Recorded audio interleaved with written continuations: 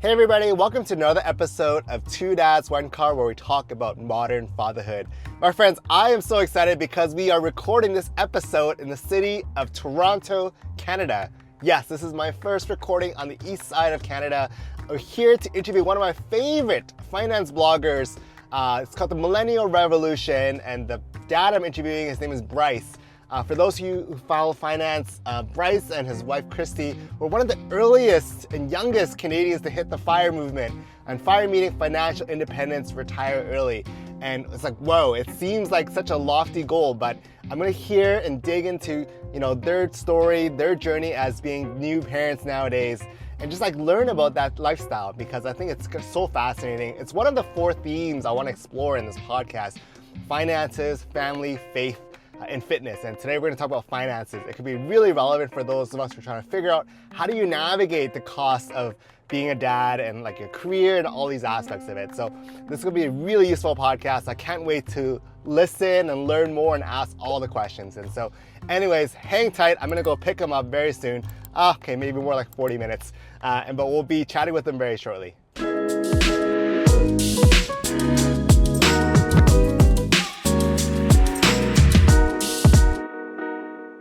Bryce, I did a brief introduction to you earlier. Yeah. I've been a massive fan of your blog with Christy. I'm learning to FIRE. I am not there yet. I'm on the way FIRE. Is there a partial FIRE? There's definitely a partial FIRE, yeah. I was in Toronto. I pinged you. I'm like, let's connect. And I'm so glad you said yes. And you're in the car with me. Yay. And so stoked to have you here. One question that you should kick off all these interviews with is like, what is to you, like an unspoken truth about fatherhood? Something that's not shared as widely, that's not as commonplace, but like what's like unspoken? I know you're like a year in, right? I'm sure there's like, man, I didn't realize this was gonna happen, but I'd love to like get your thoughts on what that looks like. It's a lot of work. Oh man, naturally, if like all the work will naturally fall on the woman.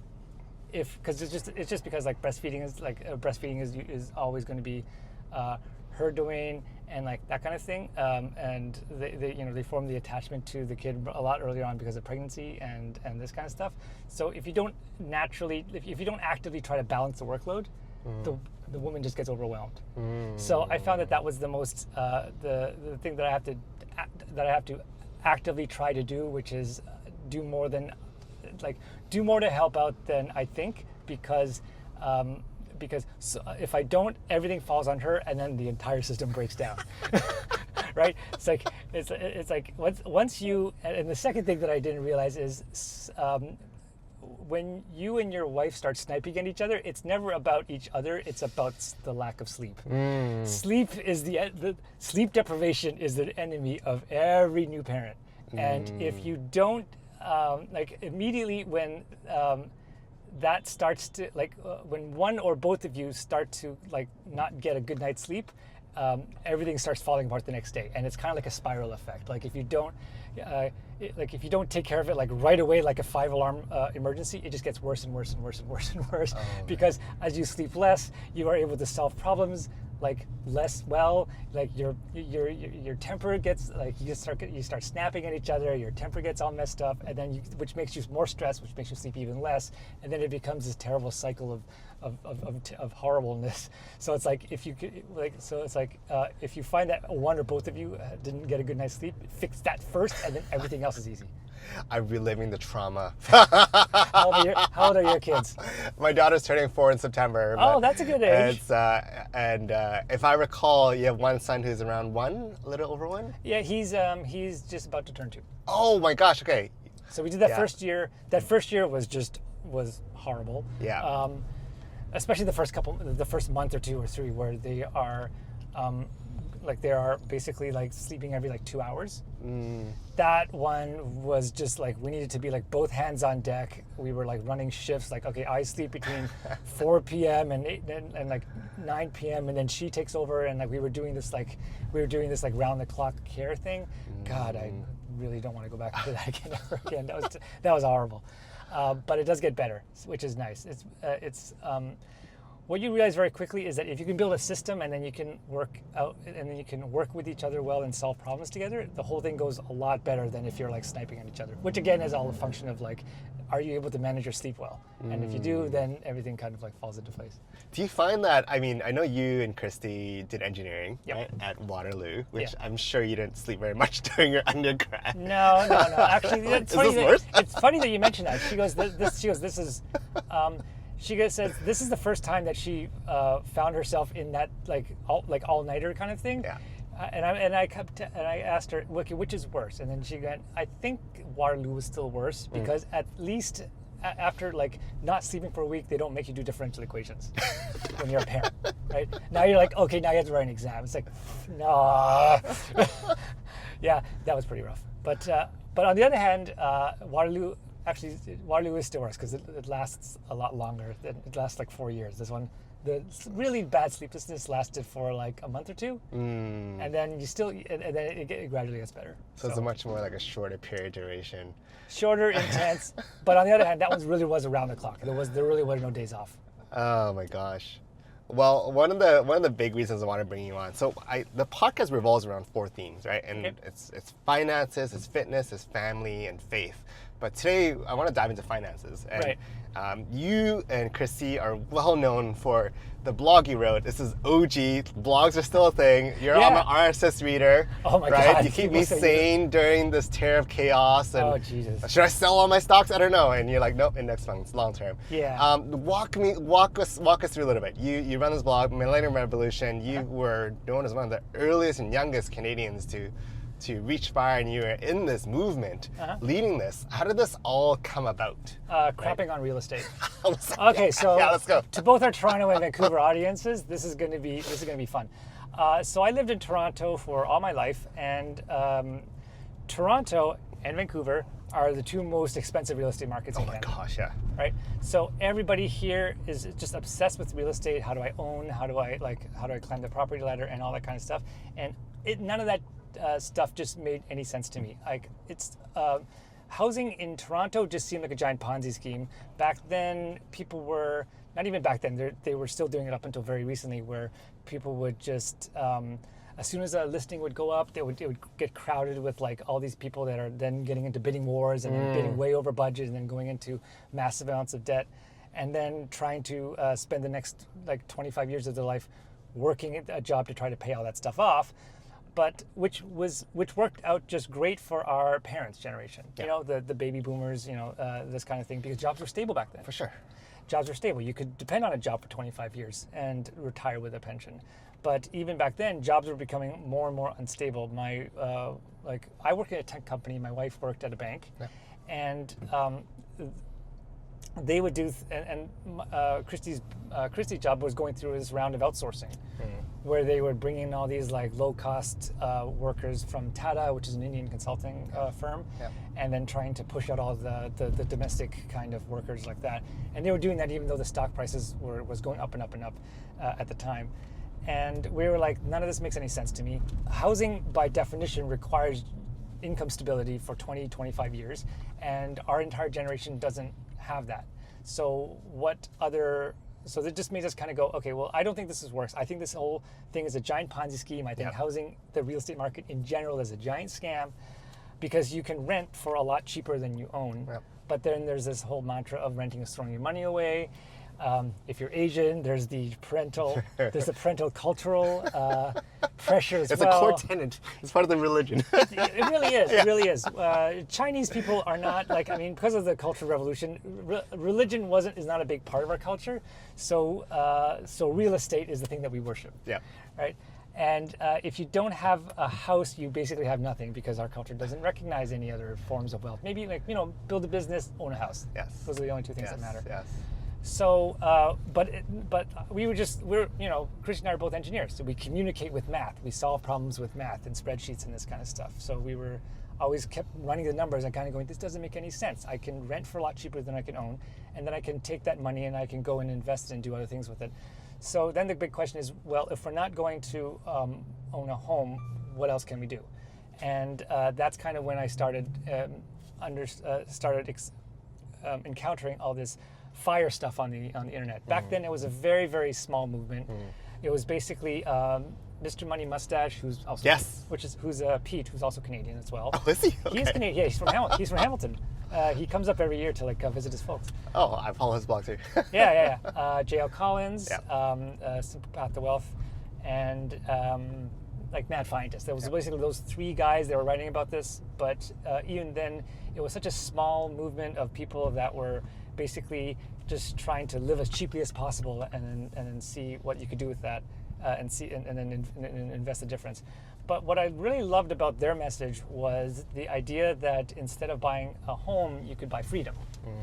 And this idea of creating passive income rather than, and then that allows you to stop working at a very young age, which was the polar opposite of the message of the real estate industry, which is buy as much house as you can, get into much debt as you can, and then work like a dog and hope to God you don't get laid off.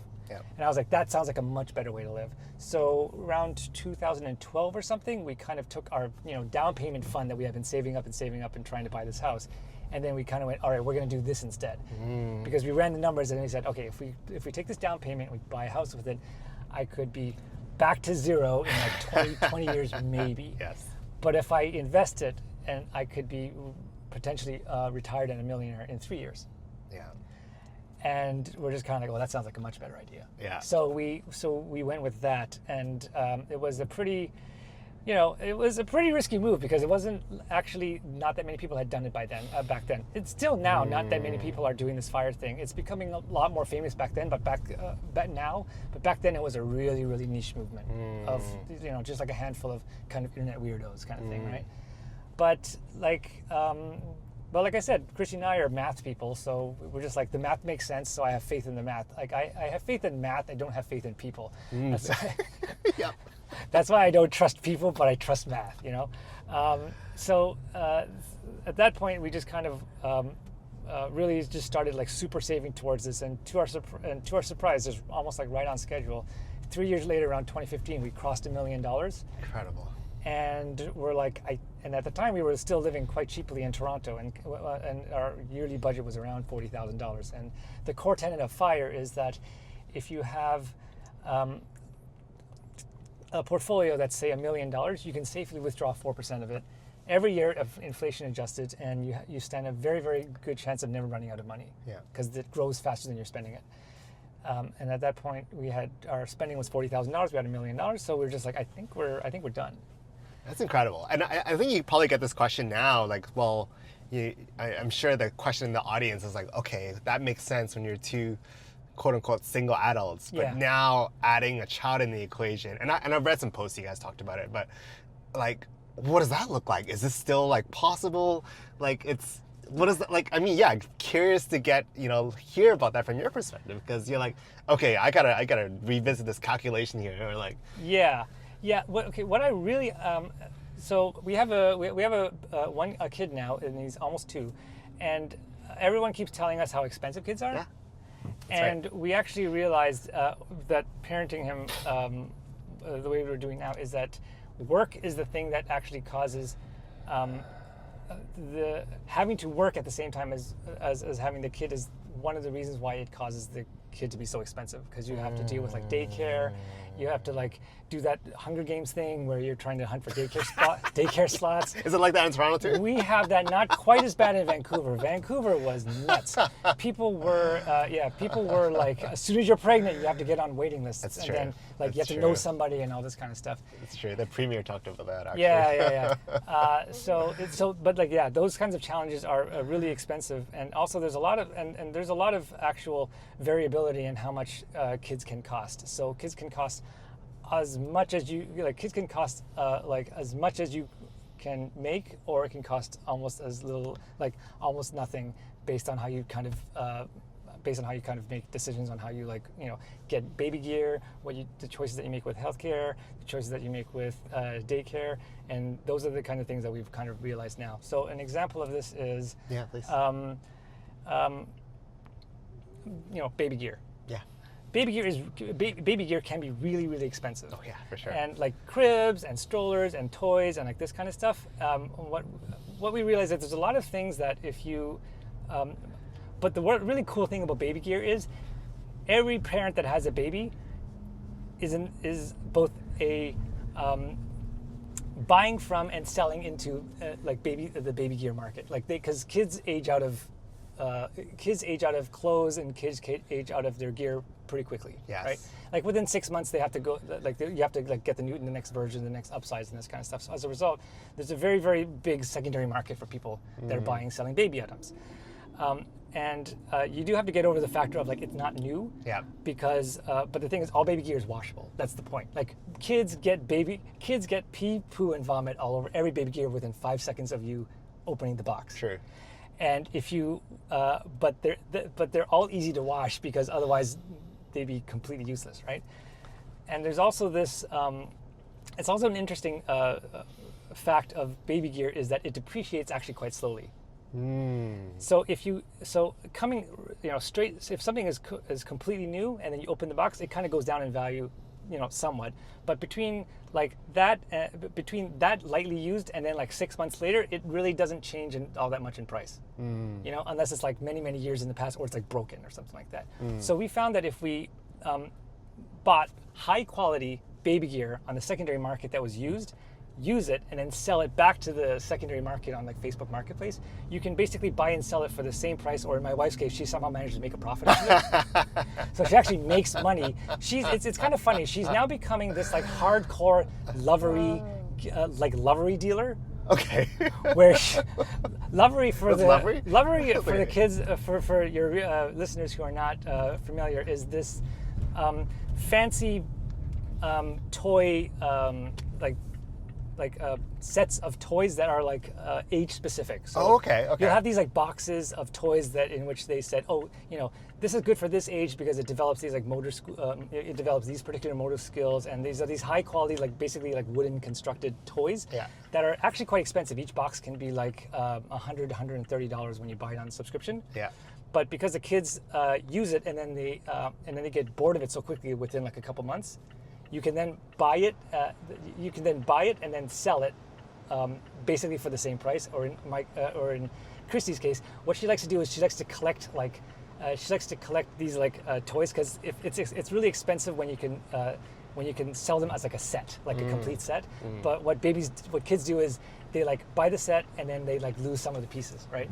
So she'll get sets and then find other sellers who are selling individual toys and then put sets back together and then and then be able to recreate the set again and then sell it back for a profit. One thing that I'm struggling with is this looks so cute. I want to get it for her, right? Yeah. How do you navigate that kind of psychology? Who's the one between you and your wife? Who's the one most likely to give in on splurging? Or do you guys have a very Well, that's the thing.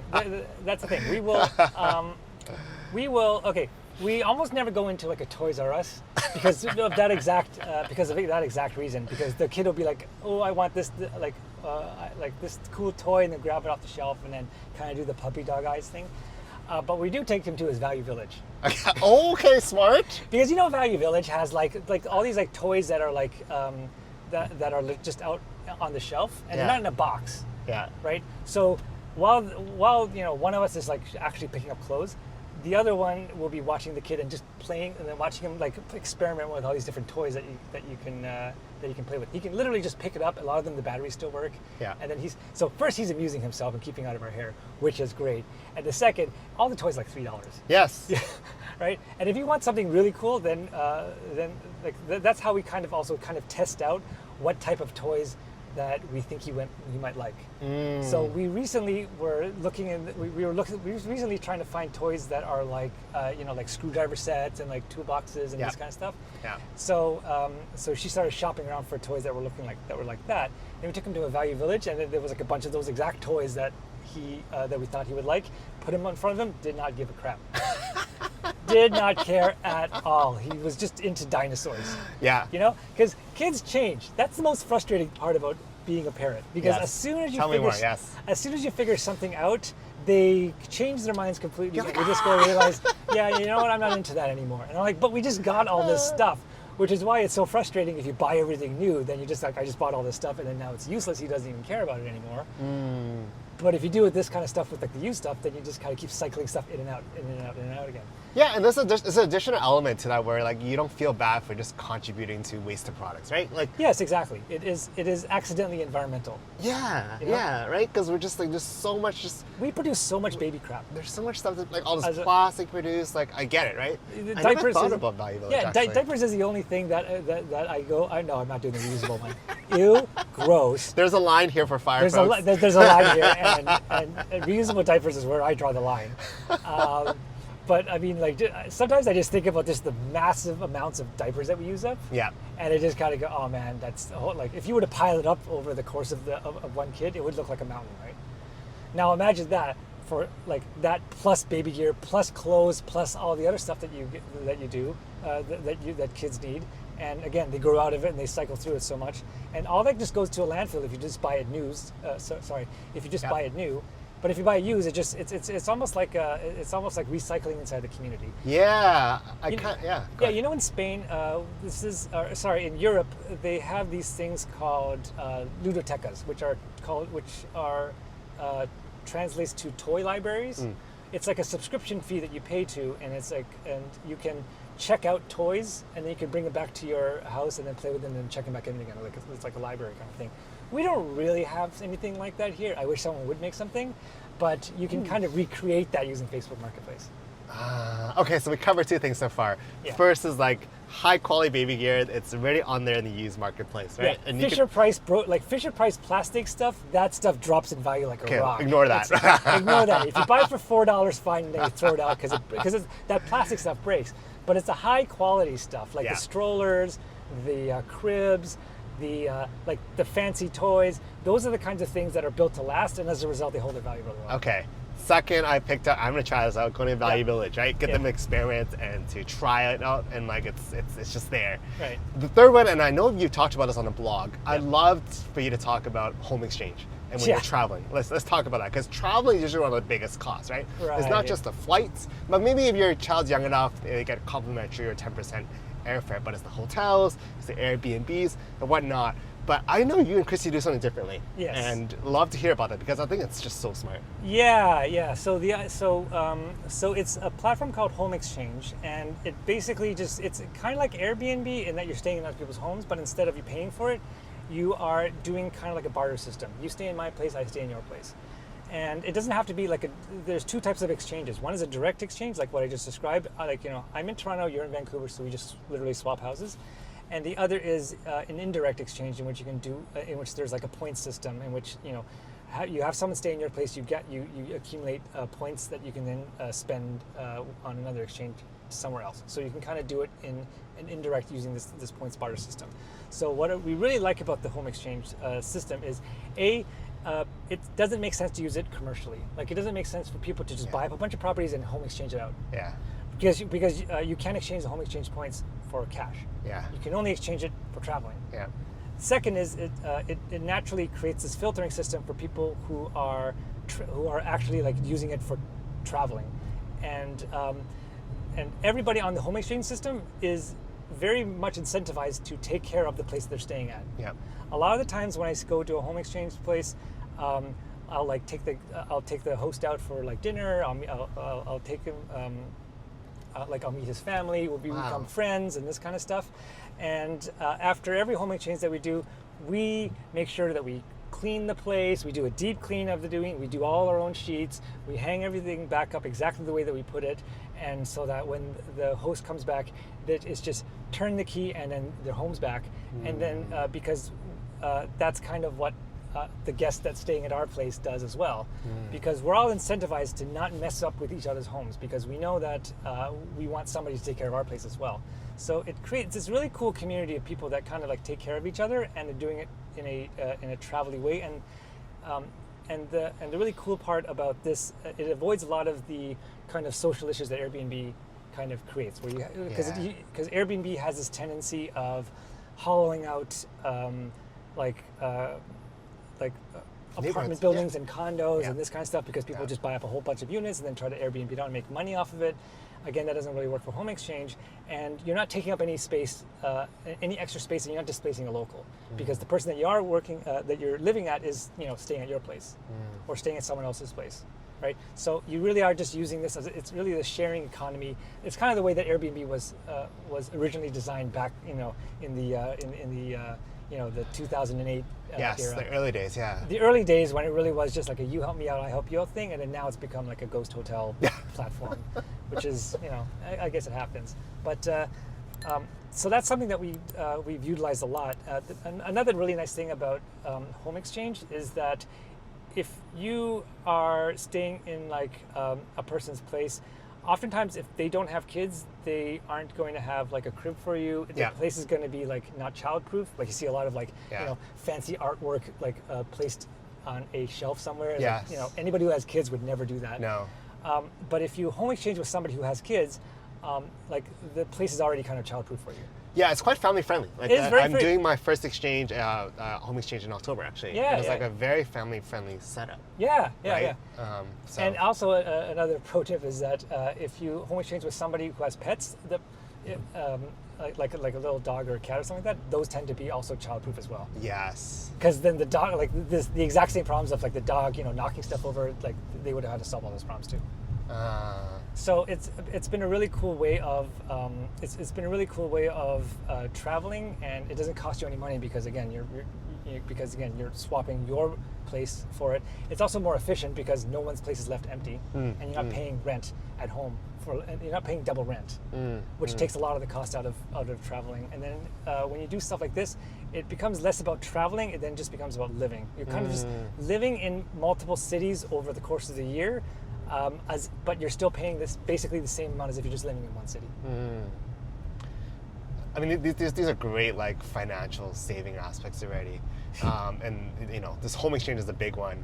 I'm curious to know though, Bryce, as you're in this movement and this aspect of it, how has being a dad shaped and changed anything in terms of your outlook or your planning or that aspect of it? Or just or any identity shifts, or just curious to know. Oh yeah, totally.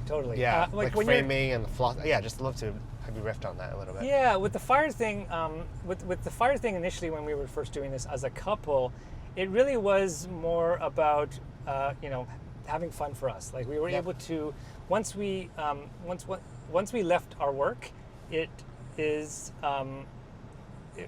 like we both hated our jobs, so the big motivating factor for fire was escaping the job, escaping the 9 to 5, getting out of the cubicle, and then traveling the world and having fun, which was a lot of fun. Yeah.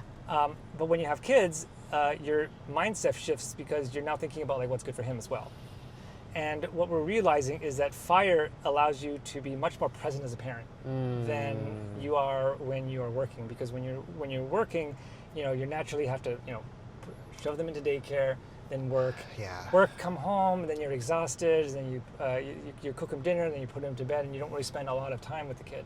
But when you're doing it with fire or even partial fire, you're actually able to be much more present for that kid's life, and then have a much closer relationship with them than what you could have done as when you were working. And that was really was an unexpected benefit, and a really kind of like a gift of fire that I wasn't intending.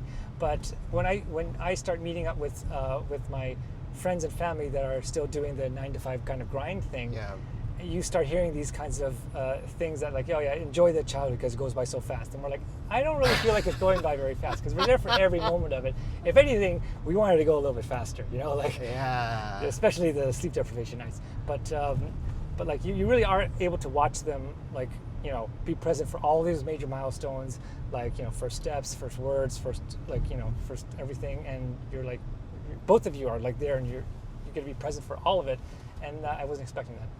I think that's such another great motivation, right? Because the way you framed it is that there's actually, because I'm sure you get this pushback all the time, right? The mainstream view of fire is it's a restrictive life. You're eating out of cans of sardines and instant noodles, right? But the way you just framed it now as a parent is it's actually a life of abundance. Yeah. Right? Yeah. Instead of listeners, I'm in the legal industry, right? notoriously known for long hours, right? And like, my work is it's quite good, I would say, but still, right? You see you're there like 8 to 8, right? And like just like a sliver of time, and the weekends are just so compressed and compact, and it just feel like things are going by so quickly. But the notion of this fire is not restricted; it's actually abundance, right? Yeah, what you're doing with fire is that you're buying your time back. Yeah. Right. You spend the initial part of your life exchanging your time for money, right? And if you then, but at a certain point, when you reach this enough point, which fire has defined as, your current living expenses times 25, which is how the math kind of works out. When you have that enough, you can then use that money to buy back your time and then not have to work anymore. And that doesn't mean that you are depriving yourself. You're actually adding a lot of freedom back into your life and a lot more abundance back into your life, because time at the end of the day really is the only resource that matters. When you're born, you only have a certain amount of time on this earth, and you can't really change that, right? You don't know how much you have. Hopefully it's a lot. You can't really change that. Money you can, buy, you can trade, you can get loans for, you can steal it, you can, do all that kind of stuff. But time is just, time is crypto, whatever the heck crypto is. But time really is the only resource that you have a finite amount of, and how you spend it defines what kind of life you're going to live. Right? So so by exchanging your time for slips of paper, that definitely makes sense when you don't have enough of those slips of paper, because you need to eat. You need someplace to live. You have your basic living expenses. You have to take care of that. But when you have enough, keep continuing to exchange your valuable time for less and less valuable slips of paper makes less and less sense. At a certain point, it's just numbers on a screen kind of thing, right? And then the idea of saying, I don't have the time, I don't have the money right now, I'm going to loan it from a bank who I have to pay back way more of it later, and then spend even more of my time on, in order to finance this house. That's the thing that really didn't make a lot of sense to me, right? Because now I'm just kind of I'm selling decades of my time into the future, which is a very valuable resource that I can't get back, for this house that I can, once again, I need a place to live, but owning a house should not be, maybe it's for some people, but it's not the thing that I want to define my life. I want to define my life by spending it as much time as I can with people that are important to me.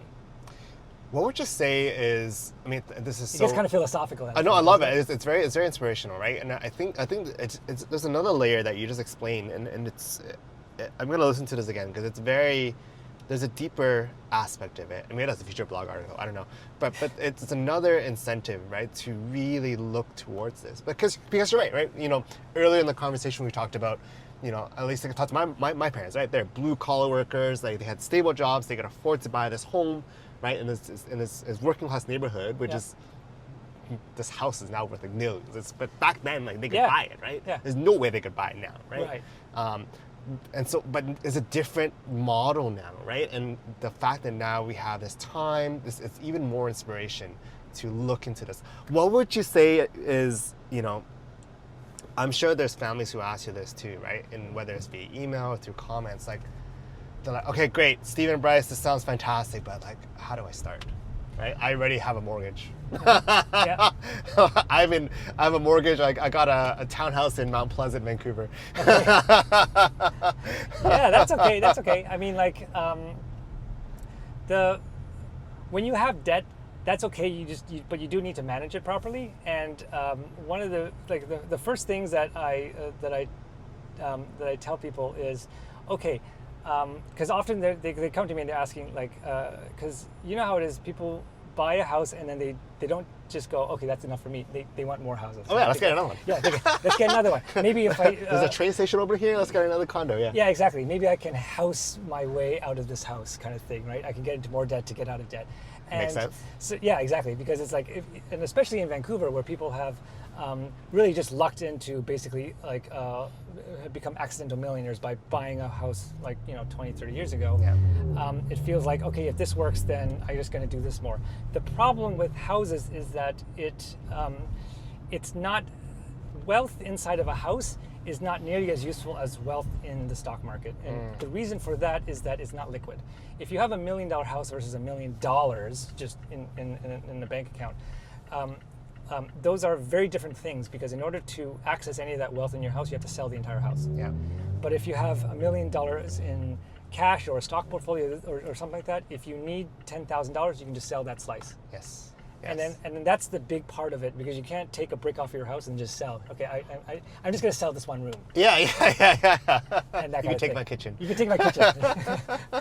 And that's the critical piece, because not all wealth is created equal.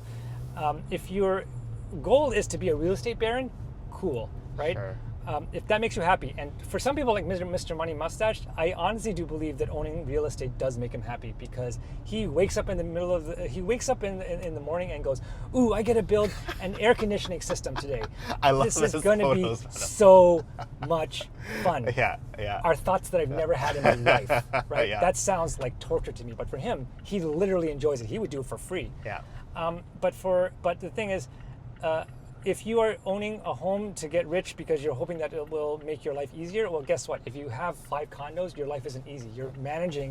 It's a full-time job to manage all that stuff. So even though you are on paper, you can see, oh, I'm a multimillionaire because I have, this home and then 5 investment condos and this townhouse over there. Those guys are constantly worried about the houses. They're constantly worried about the tenants that are messing it up. They're constantly there's a mold infestation I have to take care of. The toilet started leaking in the middle of the night. And now someone's cooking meth for some reason in one of my units, and I have to go evict them. It's a lot of work. But on a portfolio like the one that we talk about on our blog and the investment workshop, if you're in a position that you don't want to be in, you hit sell and then you're done. You don't have. It's a lot easier to react to changing conditions in the market, and it's a lot easier it's much more possible to trade that money for freedom, because if in order to finance a year of living without working, you can just take the dividends that it pays you, maybe sell off a few tens or a couple $1,000s worth of shares, transfer to your bank account, and you're done. Yes, that's right. You cannot do that with a house. I see. So that's the first thing that I tell them to do is okay, if you are in this debt, that's fine. Is it making you happy?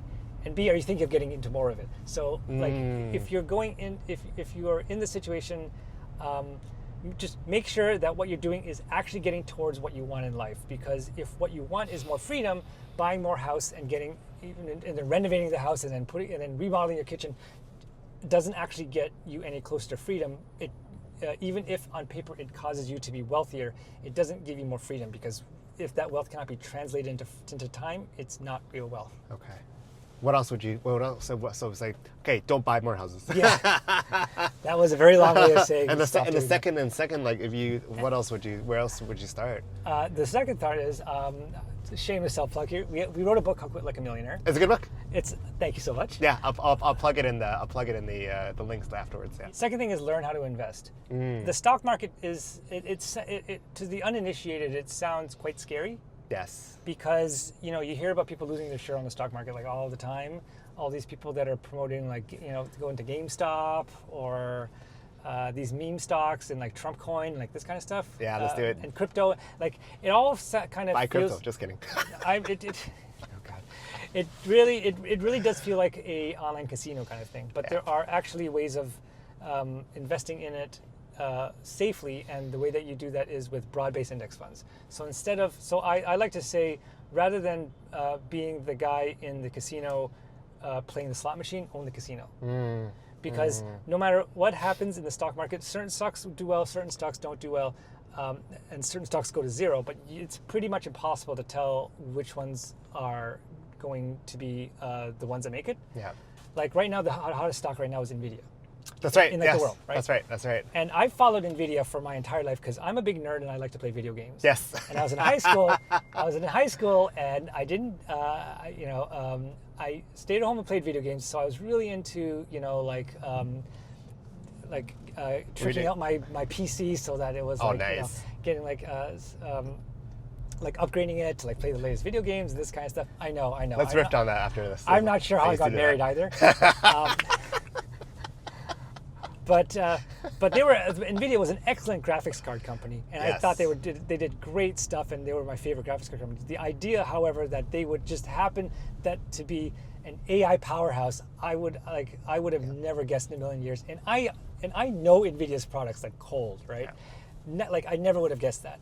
So you really can't tell who the breakouts are, but you just know that the stock market and the economy as a whole, it makes money, and because the world gets richer over time. People go to work, people go into their jobs, they go to work, they make money for their bosses make money for their bosses, and then that all kind of like filters up into these big companies.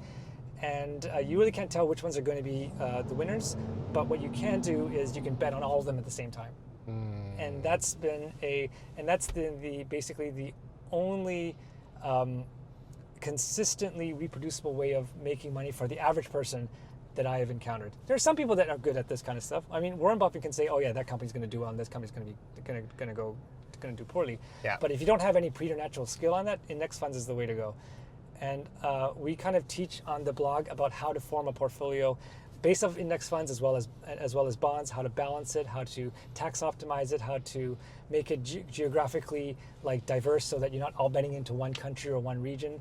Like right now, the U.S. market is looking not that like it's run by a crazy person, so it's so we don't know what's going to happen with there. But strangely enough, despite all this chaos that's happening with the trade wars and tariffs, like now, the European index is on fire. Like it's up like 15 to 20%. And Canada's up too. And Canada's up too. I was not expecting that at all. As it turns out, this like all this trade war stuff is making demand for Canadian gold, aluminum, steel, and like that kind of like raw materials like shoot up in value. Yeah. And I like just so again like you really can't tell which stocks are going to do well, which stocks aren't. You just have to bet on everything at once, and then just let the chips kind of fall where they are. And I could second what Bryce said about his blog, right? Because it is such a good voice of guidance. I'm not getting any referral fees here, maybe after. Sign the check here. Sure. Kidding. But it is such a great resource, and I really get the sense that you and Chris are just doing this really out of love and out of like giving back, right? Because it's so easy for you to be like, you know what, I made my millions. Yep. I'm just gonna go. Peace out. You don't need to deal these. You do these detailed reader cases where you do like a detailed financial analysis. I'm like, holy smokes, this is the engineer that's coming out here. Part of it is we do honestly enjoy it. We do think it's fun because we are spreadsheet nerds at the end of the day. And another thing is money is just so mysterious to people. I just wish that I could help, because there's so many people that are so stressed out about making ends meet, especially with all this like chaos that's going on with tariffs, that they don't realize, especially if a lot of your listeners, a lot of our readers are American and Canadian. If you were born in one of those countries, you live in one of those countries, and you have that passport and that citizenship, you have everything you need to do to you're already born on third base. Yeah, that's right. And so for the name of the game for somebody who's trying to build this up in Vietnam is a very different game than somebody who's Canadian or American or European or that kind of thing, right? Because the name of the game is more about avoiding the mistakes rather than is about hitting a home run out of the park and then doing something special to like make $1 million, because the tools that are necessary to make people wealthy are already available to you. It's just that our education system is not designed to teach people how to use those to their advantage. Our education system is built to basically help people like find a job and then get a house. That's what we teach people to do, right?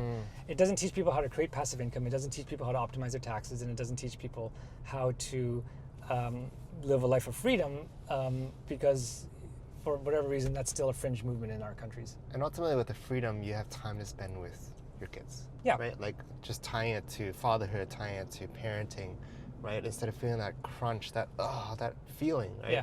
You could actually really spend that time there. Yeah. And that's like the best motivation. And to bring back to fatherhood and to get a little bit philosophical as well. Of course. When my son was born, my father was diagnosed with brain cancer. And that was the hardest thing I've ever had to do. But one, just to watch that happen, as well as take care of him, and then kind of do all the stuff that's that you do for somebody that you love. Yeah. That's in a situation like that. And I was really, really thankful that I did the fire thing, because I actually had the time to spend with him during those last few years that were really, really tough. And because I had the time to do that, I was able to basically, work with my sisters, work with my mom, and we were able to basically, there was always somebody with him, like 24 hours of the day, to take care of him, because sometimes he would get up in the middle of the night and then try to go up the stairs and do something, dangerous, because, there is an element of dementia that's involved with that disease. And because I was able to do that, I was able to spend, again, the time that I had, I was able to choose to spend the time that I had with the people that I loved, and also help my mom take care of him, while at the same time, kind of dealing with Christy's pregnancy.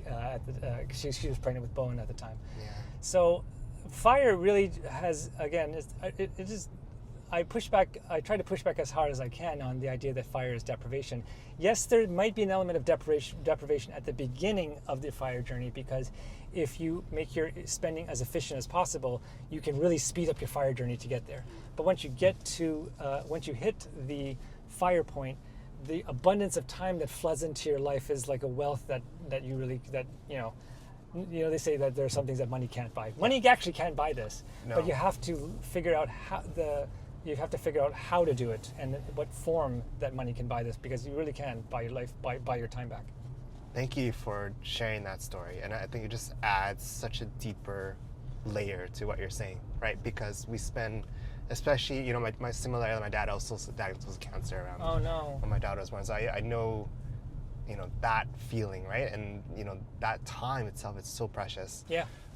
And so I think it's such a great, circle moment, right? Because there's something more to this than we have the corporate ladder route that, I'm on, and I know a few of our listeners are on, right? But it's also like, what else is there, right? What's the deeper layer? What's the deeper meaning, right? And like truly doing things because you want to do it, not because, and maybe you are in a place where you're doing it temporarily, right? Because we all go through this short term. Like, you hustled hard, right? Yeah. In engineering, like you guys grinded it at it. It was not Waterloo easy. is one of the toughest engineering schools, and even like the first couple of years. But you're right though, and you're trading that time for slips of paper. But as we head into this next phase, and I think as becoming parents, we think about that in a different way. What does the next game or next level look like? And it's Exactly. just so, because the corporate grind thing, that is one way to live. yeah. But people don't realize that that's not the only way to live. Yes. And there's a big, wide world of different kinds of lives that you could lead if you had the time, right? And what money gives you is freedom, but what freedom really gives you is choice. You can choose to, if you love your job, you can choose to keep working. You can choose to live that life. That's fine. There's nothing wrong with that, as long as it's a conscious choice. Some people hit fire and then they kind of realize, you know what, I kind of miss being a brain surgeon. I kind of miss that. I kind of miss the challenge, and I kind of miss that, and they go back into it, and that's great. But now they are doing it from a place of strength, because now they're no longer worried about what happens if I get fired. Yeah. Versus having to be, there's a very big difference between going to a job because you love doing it and versus going to a job because you have to. I cannot stress how different that experience is, And the shame is most people will only ever experience that second part without ever experiencing that first part, that choice. It's like, I don't have to be here. I could be somewhere else. That, J.L. Collins likes to call that FU money. Yeah, that's right. Because that's the point where you can say, you know what, if your boss tells you to do something unreasonable, you can tell them to F off. Yeah. But it's also like, it's also an element of, it's power, right? It's power of choice. And that's why I want to keep doing this, because that's why I have been a fire evangelist, a kind of, for like the past 10 years. And you still are, yes. Because, I just think that more money makes people less stressed. And if people are less, if I can just lower the stress levels of the world by like 1%, I will feel that I have done a pretty good deed in the world, right? because the world is a pretty stressful place. It is. If I could just turn the temperature down like by half a degree, if I can do that as one person, I feel like I've maybe made my impact on the world. Oh, I know you're making an impact already. If I can end on the last question, what are you excited about in this next chapter of fatherhood? I know you're about to move to the city. You're welcome to riff to that. I'd love to hear what you're excited about this next chapter. Yeah, I'm moving to. I'm going to be going back somewhat nomadic again, so I'm really excited about that. The past 2 years, we thought that we could. So when we were nomadic, which is basically meaning we were just living out of our backpacks and just traveling around the world. That's what we were doing before we had kids. We literally had no fixed address. Great. We had no like rental place. We were just like living in Airbnbs and just hopping between countries every month, and that was really awesome. So we had to settle down during the pandemic because we were forced to. Then the thing that happened with my dad. Then my son was born. So the past few years we have been somewhat more sedentary and kind of like located in one place. Now I think that now that our son is like 2, he's now I think old enough that we can start traveling with him more, and then we're kind of trying to reclaim our nomadic life back. So the first thing that we're going to be doing is we're going to be packing up all our stuff, which is what we're doing now in Toronto, and then we're moving to then we're going to be spending 3 months in Europe and hopping around there. After that, we're going to come. After that, we're going to come to Vancouver, and we're going to see you some more. Nice. And then after that, we're going to try to get back to Asia, because Asia is our white whale. It is such a long flight, but it's our happy place, right? Yeah. It's Thailand, Malaysia, Singapore. Vietnam. Those are the kinds of places that we just love to travel to because the food is awesome, the people are just so much happier, and it's such a less stress-free way of living. Plus, I don't have to deal with snow anymore. Well, Bryce, I can't wait to. We should do a follow-up episode, and we'll do it in Asia. I can't wait to record with you in Singapore. Oh, that would be so much fun, like a tuk-tuk? Yeah, on a tuk-tuk, or in Thailand, or Vietnam, or Malaysia, Singapore.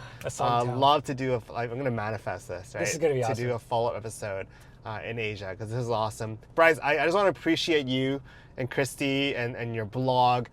It's definitely shaped my investment strategies, right? I'm heading towards fire, not fire yet, guys. Maybe when this podcast really takes off, I'll be super fire. But it's been such a voice of reason through these tumultuous times, and the fact that you're also doing this while being a dad, and I could really hear that you're really doing this for the right purpose, right? Yeah. You could easily just coast, like you'd be like, I'm good, I'm checked out. But yeah. I see in your post the way you engage, and even now sharing the deeper philosophy, I think you're making a difference. And this has been such a great conversation to hear you out and your story. And so thank you. I really appreciate that. Thank you so much. It really makes it. That really makes it all worth it. So I really love hearing that what we're doing actually makes a difference. So thank you for telling me that. Amazing. Well, we'll do a debrief with the audience afterwards. But hey, thank you so much. Thank you. We'll close it out. All right, friends, that's a wrap. Have you ever had those moments when you spoke with someone and something just clicked? That was amazing. Bryce, thank you so much for taking the time. After we stopped recording, we talked for another 30 minutes, up to an hour, just about everything else. And I'm just so grateful for these kind of comments. This is why we do it, right? Just learn so much about, finances and family and that aspect, the interwoven aspect of it. It's doable. And I think I love when he talked about how, there's a sense that FIRE, which is financial independence, retire early, is restrictive, but I think there's another lens to it. It's actually very abundant because it gives you that time to spend with your children, especially at a young age and beyond. And so if anything, it's even more fuel to the fire to really build up momentum and to create that financial moat for all of us. I think that's what we all want here. And so what a great conversation. And I'm going to drop links to the blog, Millennial Revolution. They also have a book as well, Quit Like a Millionaire, and more. And so we're going to put that up on the description. And for those, if you took something out of this, please share with someone else. That's the best way we grow. It's been such an honor to have this show and talk to guests like Bryce and beyond.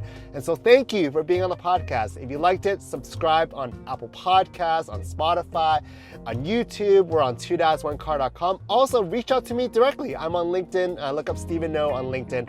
More than happy to chat. Love to hear what you thought about the episode and beyond. And so thank you all so much for listening. Thank you to Baron. Thank you to Trixie. Thank you to Jess, to my team for supporting this behind the scenes, because we couldn't do it without you. So with that, take care. I'm going to sign off. See you later all. Cheers. Bye.